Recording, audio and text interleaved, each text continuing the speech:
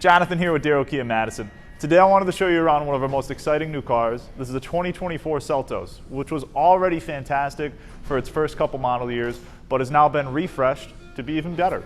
So we've got a new LED light signature that still wraps almost all the way around the front of the car, but is now more integrated with the grille.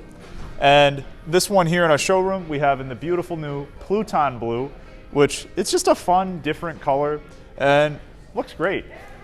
Coming around to the inside, you've also got, similar to the new Sportage, Telluride, and Sorento, an available digital instrument cluster as well as 10.25-inch center touchscreen, built-in navigation, as well as customizable themes for this gauge cluster as well. And then even in the back, they've also revised some of the lines. So you can see, again, distinctive LED light signature. And it was already a car that looked great, but we just made it look a little better.